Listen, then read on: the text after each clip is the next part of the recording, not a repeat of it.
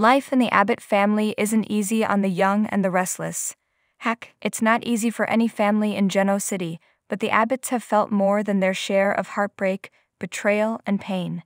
It's been particularly rough for Ashley, from Dinah's Alzheimer's to learning John wasn't her father after all.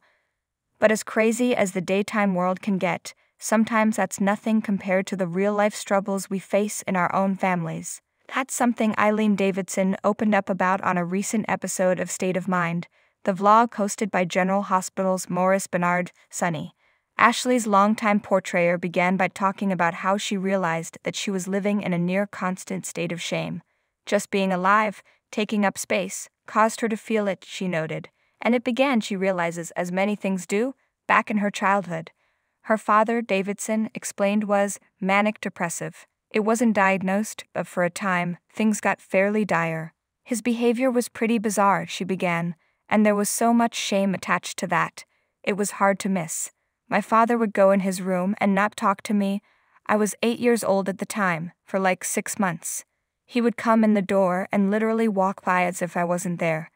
At that point, he was arguing with my mother, and I would get pushed into that category of somebody he doesn't want to deal with. Then all of a sudden it was over, and everything was supposed to go back to normal as if nothing happened. But something did happen, and for a little kid, especially, it was traumatic. Then there was the shame of all the fighting going on, the neighbors knowing about it, kids coming over knowing about something wasn't right.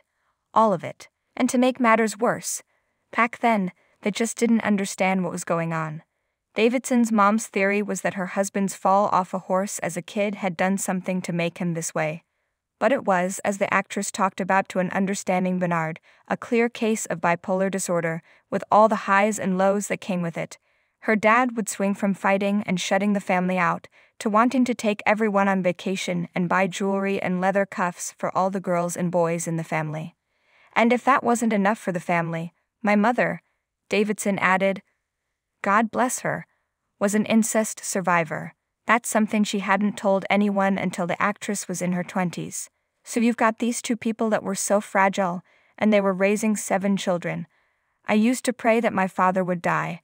It's the truth, because there was so much chaos in the house, and when he came in, we were other people. When he was gone, we felt more relaxed. Imagine how difficult things must have been growing up to pray for something like that. How trapped and scared and confused you must have felt, not understanding what was happening or why. But the beautiful thing is that with understanding, things changed. Through realizing and looking back and growing up, Davidson noted, growing emotional, I see what a hero my father was, and my mother, because they didn't have anywhere to go.